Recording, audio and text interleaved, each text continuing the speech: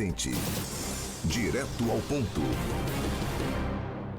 Então, a gente já adiantava aqui nos bastidores que esse é um problema que a gente acompanha há muito tempo aqui no Rio Grande do Sul, tanto com índices de suicídio, quanto também agora com essa pesquisa divulgada pelo Ministério da Saúde no caso da depressão. Porto Alegre é a capital que lidera esse ranking com 17% do total de adultos com diagnóstico médico de depressão, ou seja, esses são aqueles que já têm o diagnóstico, fora toda a subnotificação que existe, mas é claro, a gente tem cada vez mais quebrado tabus em relação a isso e aumentado justamente a identificação desses casos. Tudo bem, doutor Moreno? Bom dia. Tudo certo, bom dia. Bom dia. Então, essas estatísticas já estavam previstas há muito tempo, tá? Se a gente for pegar as pesquisas epidemiológicas a nível mundo, que acompanham a frequência das doenças, todas as doenças ao longo dos anos, já estava previsto que lá para 2025, 2030, a depressão ocuparia já o segundo lugar ou até o primeiro lugar na questão de morbidade. Morbidade é o quanto que a pessoa tem prejuízo durante a sua vida em função da doença. Então, se a gente for pegar, antigamente eram as doenças cardiovasculares, as doenças oncológicas, os acidentes, e a gente está vendo que cada vez mais os transtornos mentais, particularmente a depressão, que é um transtorno mental comum na população, vem ganhando aí frequência dentro da população, e o estudo apontando aqui, passando inclusive o diabetes, que a gente sabe que também é uma doença grave, que tem várias complicações ao longo da vida do indivíduo, mas um dos motivos que a gente está vendo esse aumento, primeiro, a depressão, os transtornos mentais são doenças que em geral começam cedo na vida das pessoas. Tem estudos mostrando que por volta de metade dos transtornos mentais começam na infância e adolescência, principalmente ansiedade, déficit de atenção e hiperatividade, ou seja, com o aumento da sobrevida das pessoas, as pessoas estão vivendo mais e convivendo mais tempo com a doença, isso faz com que a frequência das doenças aumentem. Diabetes já é uma doença mais de pessoas que têm meia idade, né, pessoas que estão acima do peso, tá? Então a frequência, às vezes, daqui a pouco já chegou no seu pico, já que não é uma doença tão comum dentro de jovens, assim, por volta de 20 anos. Então essa é uma das possíveis explicações, assim, que está aumentando e a gente não sabe até quando que para, né? O interessante é que as mesmas ações para evitar diabetes, elas também evitam a depressão. Para pegar apenas esse exemplo de uma doença que teve essa comparação, exato, sendo a diabetes uma doença muito mais, talvez com menos preconceitos, né? Com a gente conhece um pouco mais, porque ela é mais fácil de ser percebida. A depressão, por ser algo da mente, do nosso sistema nervoso, enfim, talvez ela tenha mais dificuldades e por ser também um fenômeno mais recente que a gente tem tratado. Mas o exercício físico e uma boa alimentação são exemplos de medidas interessantes para combater também a depressão. Exato. A gente vai pegar diabetes, a gente vai pegar pressão alta, todas essas são doenças crônico-degenerativas, são doenças que acompanham a gente por um longo período da vida e a gente tem que conviver e fazer tratamento. Não são doenças que têm cura, né?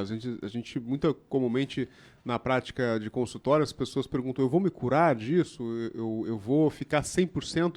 Mas a gente sabe que na maioria das vezes os transtornos mentais são doenças que vão acompanhar as pessoas, que são também doenças crônico-degenerativas, depressão, transtornos de ansiedade. Então isso é importante de se saber esse caráter crônico e muitas vezes um transtorno vai puxando o outro. E já tem estudos bem robustos, mostrando que transtornos mentais são fatores de risco também para outras doenças físicas, obesidade, diabetes. Então, é importante ver que as doenças crônico-degenerativas, elas estão num contínuo, elas estão todas agregadas, está tudo misturado. Então, por isso que a adoção de estilo de vida saudável, com alimentação, exercício, enfim, relaxar, aquelas coisas que todo mundo sabe, mas ninguém faz, sabe? Então, isso faz bem para a mente, para o corpo, porque é tudo a mesma coisa. Então, bem lembrado isso aí, né, Nico? Mas mesmo aqueles que fazem exercícios físicos, muitas vezes também são acometidos pela depressão. Tem Exato. Na TV agora mostrando, Gabriel Medina está anunciando o retorno ao circuito mundial, né? O cara campeão mundial de surf, ficou 5 etapas de fora para tratar da sua saúde mental. Então acontece com quem se exercita também, mas até com quem é famoso, que a gente imagina que no mundo deles é tudo perfeito. Não. E eu ia te fazer a pergunta, já estava previsto lá para 2024, 2025, né? A pandemia acelerou ainda mais e nós poderemos ter novas pesquisas pesquisas com índices ainda superiores ao que nós estamos tendo nessa pesquisa de 2021?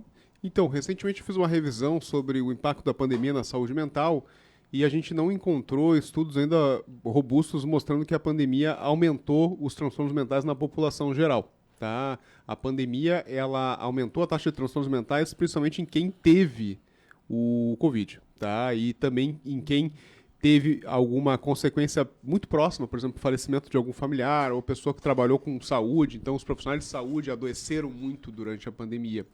Mas na população geral ainda não tem uma clareza se a pandemia acelerou esse processo. O que a pandemia acelerou foram a forma como a gente está enxergando o trabalho, né? Então, aí as consequências talvez sejam um pouquinho mais de médio e longo prazo para a gente ver o impacto na saúde mental mesmo. O acesso ao tratamento que ainda a gente percebe, né, que talvez deveria ser maior, né? Nem todas as pessoas têm acesso a um bom tratamento. Eu acho que isso acaba dificultando, né, uma melhora, pelo menos se não cura, mas pelo menos uma melhora, a pessoa poder viver, enfim, né, continuar a sua vida normalmente. Uhum. Isso é um grande problema que a gente tem. Até a nossa região aqui é uma região que se destaca no Brasil em termos de assistência de saúde, inclusive saúde mental. Mas se a gente pegar Brasil e mundo, o acesso realmente ao tratamento, que não envolve só medicamentos, a gente sabe que o medicamento é a forma mais barata de tratar a depressão, mas os estudos mostram que depressão leve e moderada, que é a maioria dos casos, eles não respondem muito bem a medicamento. O medicamento ele responde bem quando a depressão é grave ou a depressão está muito tempo no indivíduo.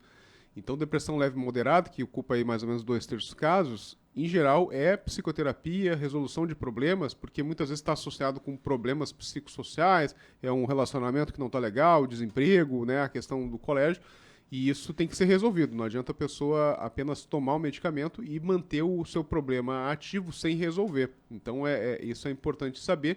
E o grande problema, o grande gargalo é que a psicoterapia individual, isso tudo que é lugar que trabalha com saúde pública sabe que é muito caro a gente disponibilizar para a população inteira a psicoterapia individual, no caso presencial, né? Então, o que mais está se buscando atualmente são formas alternativas da gente conseguir tratar problemas de saúde mental, principalmente depressão, sem a gente precisar ter só a única forma de tratamento, o medicamento e a parte da terapia pessoal. Talvez online, algo nesse sentido. O que tem mais se destacado em termos de pesquisa são as autoterapias, tá? Que existem estudos mostrando que tem eficácia, funciona. Então, o indivíduo utilizar, por exemplo, um aplicativo ou as terapias em grupo também, que são coisas importantes. E, obviamente, trabalhar no bem-estar social. Porque se a população ela está feliz, as condições socioeconômicas estão boas, o nível de depressão é menor. Isso é importante. Então, a depressão não é um problema só de saúde pública. Vai estourar na saúde pública, mas ela é uma resultante de várias questões econômicas, sociais, culturais. Então, por que será que Porto Alegre tem mais depressão que talvez em Salvador? Então, são várias questões, inclusive até climáticas, que a gente tem que pensar. Tá? Não dá para dizer que é só porque Salvador tem praia que tem menos depressão. Na verdade, a Bahia é o estado que tem menos suicídio do Brasil. Tá? Não é só por causa da praia, até porque a grande maioria de Salvador, da Bahia não tem praia, né? Mas são várias questões relacionadas, inclusive climáticas. Até porque Florianópolis aparece na terceira colocação da lista com 17,1%. Para a gente fechar, doutor Moreno, tem como estimar um tempo para que esse tratamento ele já possa ter resultados? Porque normalmente a pessoa ela começa um tratamento com medicamentos, toma durante um período, daqui a pouco pode reduzir a dose e até mesmo ficar sem o remédio. Mas, claro, tudo dentro de um processo e acompanhamento médico. Exato. Então, o transtorno depressivo, em geral, ele começa a melhorar depois de 2 semanas com o tratamento medicamentoso. E, certo, a gente vai ter um pico de melhora em 4 a 6 semanas. E lembrando que em alguns casos mais complexos a gente vai ter uma resolução lá por volta dos 3 meses, tá? O grande problema é que boa parte desses pacientes fica com sintomas residuais, não é a maioria dos pacientes que cura, que remite. E o grande problema quando a gente não cura 100% a depressão é da gente ter um segundo episódio depressivo. Então, não melhorar bem do primeiro episódio aumenta bastante a chance de você cair de novo dentro de meses, assim. Então, é bem importante isso. E lembrar que boa parte das pessoas que têm depressões mais intensas também são ansiosas, têm insônia. Então, é mais um problema de saúde mental que tem que tratar junto. Aí isso às vezes acaba fazendo com que o caso seja mais demorado, assim, mais complexo de se tratar. A importância, é claro, de não abandonar o tratamento. Com certeza. Obrigado, doutor Moreno. Então tá, abraço a todos então. Valeu, médico psiquiatra Rafael Moreno, que participa conosco no quadro Direto ao Ponto nas segundas-feiras. 21 para as 11, temperatura em 24,3. Vem aí o recado da Pura Vida e já voltamos. Bom dia a todos os amigos ouvintes. Olha só, gente, a loção corporal de calêndula tem na fórmula, como foi